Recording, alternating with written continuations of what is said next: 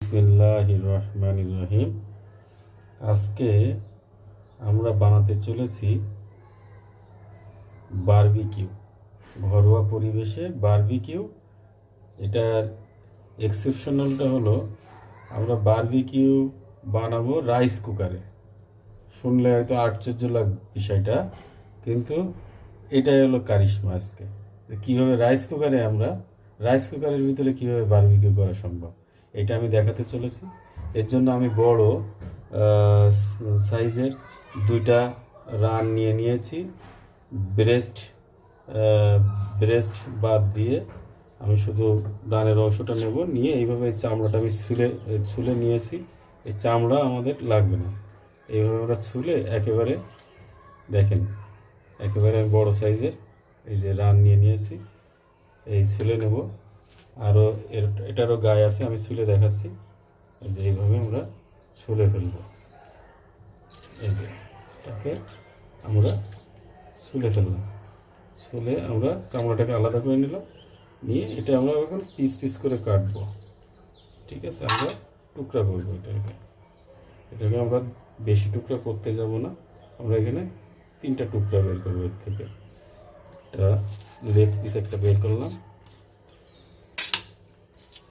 এর জন্য আমরা সহজ হয় আমরা যদি একটু কাইসি ব্যবহার করি, মাংস কাটা কাইসি, তাহলে আরও ইজি হয়ে গেল আমার।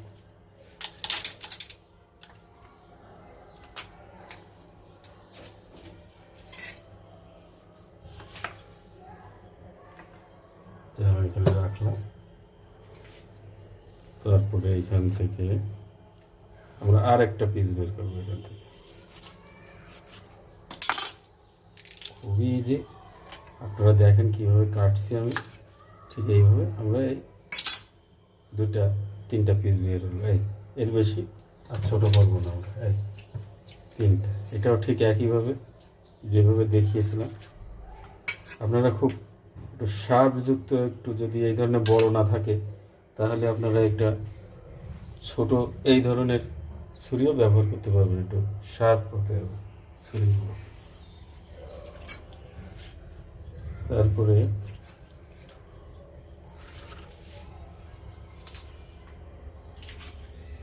কত ইজি কেটে ফেলছি, পার্ট ছাড়াই নেব আমরা। গোশটা রেডি করে ফেলব। এবার আমি এটা সুন্দর মতো ধুয়ে পরিষ্কার করে তারপরে আমি এটাকে মশলা লাগিয়ে নেব। এবার আপনাদের কি মশলা প্রয়োজন হবে মশলার সঙ্গে পরিচয় করিয়ে দিব একে একে। প্রথমে আমরা গরম মশলার সাথে পরিচয় করিয়ে দিই। এখানে আমি নিয়েছি 2 টুকরো দারুচিনি, যেটাকে আপনারা ডালচিনি বলেন, পরিমাণ মতন লবঙ্গ নিয়েছি, পরিমাণ মতন গোলমরিচ, এখানে আছে একটা কালো এলাচ, কিছুটা জয়ত্রী এবং সাদা এলাচ, যেটা আমরা সবসময় এলাচ খাওয়ার কাজে ব্যবহার করি, এটা। এবার আসেন এই পাশে আদা রসুন বাটা পরিমাণ মতন নিয়ে নেব এখান থেকে। এখানে নিয়েছি নর্মাল জিরা, এখানে আছে হলুদ, বারবিকিউ মশলা পরিমাণ মতন, লবণ পরিমাণ মতন, এইখানে আছে এটা হচ্ছে শাহি জিরা। এটা আপনারা যে কোনো ডিপার্টমেন্টাল স্টোরে চাইলে আপনারা পেয়ে যাবেন। পরিমাণ মতন হলুদের গুঁড়া। আর লাগবে এরকম 2 টুকরা আমরা একটা লেবু মাঝখান থেকে ফালি করে কেটে আমরা ইনগ্রিডিয়েন্টটা বানানোর সময় এই লেবুটা আমরা চিপে দেব। আমি পরবর্তীতে আপনাকে এটা দেখাবো। আর নেব হলো সয়া সস, এটা হচ্ছে সয়া সস, এটা হচ্ছে আপনার খাঁটি গাওয়া ঘি, আর হচ্ছে সরিষার তেল, 1 নম্বর খাঁটি সরিষার তেল। এই জিনিসগুলো আপনাদের দরকার হবে। এর পরবর্তী ধাপে আমরা তারপরে আপনাদেরকে আবার এখন আমরা ব্লেন্ড করে ফেলব। একটা ব্লেন্ড মেশিনের মাধ্যমে আমরা মশলাটাকে ব্লেন্ড করে ফেলব। ব্লেন্ড হয়ে গেছে, এই দেখেন। এখন আমরা এটাকে এখান থেকে পরিমাণ মতো নিয়ে আমরা ব্যবহার করব। এর সঙ্গে মশলাটা মাখিয়ে নেব কীভাবে আপনাদের একটু শেয়ার করি। প্রথমে একটু লেবুটা দিয়ে নিলাম, একটা লেবু আমি ফুল দিয়েছি।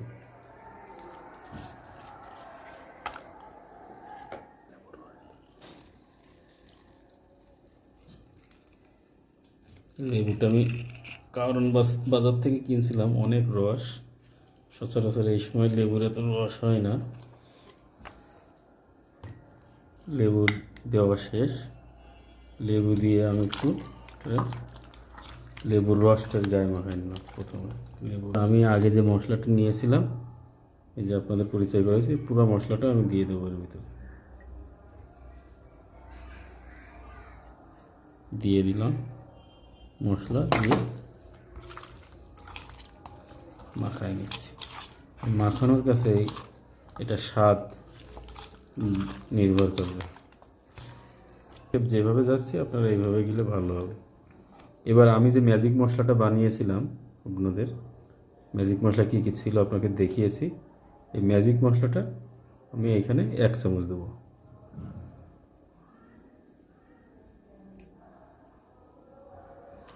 ম্যাজিক মশলা দেওয়া শেষ, এটা এবার আবার একটু মাখাবো। এখন আমার দেবো হচ্ছে পেঁয়াজ, রসুন এবং আদা, এই 3টি ইনগ্রিডিয়েন্ট আমরা একসঙ্গে দিয়ে আবার আরেকটু মাখিয়ে নেব।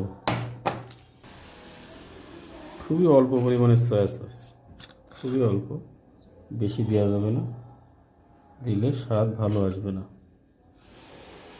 এই যে আমি খুব অল্প পরিমাণে একটু সয়া সস দিয়ে দিব। সরিষার তেল দিব, পরিমাণ মতন সরিষার তেল দিব। এই সরিষার তেলটাই মেন স্বাদ বাড়ানোর জন্য। বন্ধুরা, আমার কাজ কিন্তু শেষ, আমি মাখানো হয়ে গেছে। এখন এটা এই অবস্থায় রেস্টে রেখে দেব। আমি আধা ঘন্টা থেকে 45 মিনিট এইভাবে রেস্টে থাকবে মিনিমাম, আর বেশি রাখতে পারলে ভালো। যদি আপনাদের বাড়িতে রেখে দেওয়া বা যেটা ইউজ করেন না আনইউজ যদি রাইস কুকার থাকে, সেটাকে আমরা ইউজ করব। এভাবে আমি তার দিয়ে হাতে বানিয়ে নিয়েছি। এইভাবে নিয়ে আমি এখন লাইনটা অন করব। অলরেডি পাওয়ার চলে এসেছে, দেখা যাচ্ছে পাওয়ার চলে এসেছে। আমি তারপর পাচ্ছি যে পাওয়ার চলে এসেছে। এখন এটা হিট হওয়া শুরু হয়ে গেছে, আমি হাতে পাচ্ছি। তো এইভাবে নেট দিয়ে বানাই নিব। নেওয়ার পরে আমি একটু পরে এর উপরে দেওয়া শুরু করব। তার আগে একটু দেখিয়ে নিই, আমি এখানে কিন্তু সেই সরিষার তেলের সঙ্গে আমি ঘি মিশিয়ে রেখেছি। আর এই পাশে আমার এটাও হয়ে গেছে, মিনিট হয়ে গেছে, সুন্দর, একেবারে মনে হচ্ছে ডেলিশিয়াসই হবে, সুন্দরভাবে হয়ে গেছে। তো আমরা এখন শুরু করব ইনশাল্লাহ। আস্তে করে দেওয়া শুরু করলাম। আমরা একবারে করব না, আমরা শব্দ আপনারা নিশ্চয়ই পাচ্ছেন, শব্দ শুরু হয়ে গেছে, শব্দ তো হবে। প্রথমে ভয় পাওয়ার কিছু নেই। ধোঁয়া আপনারা দেখছেন অলরেডি, ধোঁয়া ওঠা শুরু হয়ে গেছে, ধোঁয়া উঠবে। এখন আমি এই যে ঘি এর উপরে একটু শুকিয়ে এসেছে, এখন আমি এর উপরে হালকা একটু ঘিয়ের প্রলেপ দিয়ে দেবো। হালকা করে দিয়ে দেবো, এটা সমস্ত জায়গায় পৌঁছায় যাবে। সুন্দর করে লাগিয়ে দেবো। দেখেন গোছের সাইজও কষে আসছে, কষা কারণে এটা একটু ছোট হয়ে আসছে টুকরাটা। যখন টুকরাটা ছোট হয়ে আসবে তখন আপনি বুঝবেন যেটা ঘি দেওয়ার সময় হয়ে গেছে। এবার আমি এটা ঘি দেওয়া শেষ, এবার আমি এটা উল্টা দেওয়ার চেষ্টা করবো। আমি সুন্দরভাবে উল্টা দেওয়ার সাথে সাথে ঘির ওই স্মেল টাইপের এসে পড়বে, কারণ ঘি নিচে পড়বে এবং ধোয়া হবে। ওই ধোঁয়াটা এর সাথে মিশবে। আমার মেন হচ্ছে ঘিটা নিচে যখন টুকটুক করে পড়বে তখন এর সাথে মিশবে ধোঁয়াটা, এটাই মেন, এটাই এর স্বাদটাকে বাড়াবে। আবার আমি এই পিঠেও আগের মতন তদ্রুপ আমি এই যে ঘি লাগা দেবো এর ভিতরে, হালকা করে, বেশি দেওয়ার দরকার না। বন্ধুরা দেখেন, আমি লাইট দিয়ে দেখাচ্ছি, এটা কিন্তু হয়ে আসছে প্রায় কষা একেবারে। তো কালো ভাব চলে আসছে, গ্যাসের ভিতরে এরকম আসবে। বারবিকিউ হালকা পোড়া পোড়া পাবে, মশলাটা পুড়ে যায়। এখন প্রচুর ধোয়া হচ্ছে, এই যে সব এখন নিচে পড়তেছে ঘি, আর সাথে সাথে ধোয়া হচ্ছে, এই ধোয়াটা ওর সঙ্গে মিশতে। দেখেন এটা কিন্তু হয়ে গেছে, তো ভালো করে দেখো, এই যে কিন্তু হয়ে গেছে, দেখছেন কালারে বলে হয়ে গেছে। এটা আমরা এখন নামিয়ে ফেলবো।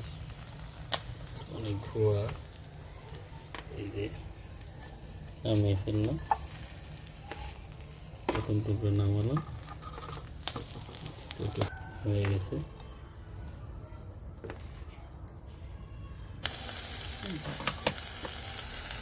বাকি তিনটাও আমি দিয়ে দিয়েছি, কিন্তু এটাও সেমভাবে আমি করে ফেলবো। আসছে, আমরা এখন হালকা যথারীতি আগের মতন সরিষার তেল মেশানো ঘি আর সরিষার তেল একসাথে মিক্সড করে নিছি, ওটা দিয়ে দিব। বিসমিল্লাহ। এবার আমি পাশ ফিরিয়ে নিয়েছি, নিয়ে আবার এই পাশেও ঘি লাগাই দিচ্ছি। ধোয়া হচ্ছে, টমেটো এখন সেদ্ধ হচ্ছে, নিচে পড়তেছে। যখন এটা সিদ্ধ হয় তখন এর থেকে রস গলে গলে নিচে পড়ে, সাথে ঘি পড়ে, এটা ধোঁয়ার সৃষ্টি হয়। ধোঁয়াটা এর ভিতরে ঢুকবে, একটা স্বাদ বাড়বে। আমরা এখন দেখেন হয়ে গেছে, ওটা কিন্তু হয়ে গেছে। এই যে দেখছেন কত সুন্দর হয়েছে, দেখেন রস একবারে ফেটে ফেটে গেছে, মানে একবারে সিদ্ধ হয়ে ছেড়ে দিচ্ছে একেবারে। এই দেখেন, এটা দেখুন, হ্যাঁ দেখছেন একেবারে ফেটে ফেটে ছেড়ে দিচ্ছে। ঠিক আছে, আমরা একটু এখন নামিয়ে ফেলব। আলহামদুলিল্লাহ, আমরা সেই কাঙ্ক্ষিত মাহেন্দ্রক্ষণে চলে এসেছি। আমরা অলরেডি সেই রাইস কুকারে বারবিকিউ নিয়ে আপনাদের সামনে ফিনিশিং পর্যায়ে চলে এসেছি। এখন আমি এটা স্বাদ কেমন হয় আমি এটা আপনাদেরকে দেখাবো, দেখি কেমন রেখেছি। যদিও এর আগে আমি হালকা একটু টেস্ট করছিলাম, তো ওই এখন ফাইনালি আমি টেস্ট করব, দেখি। বিসমিল্লাহির রহমানির রহিম।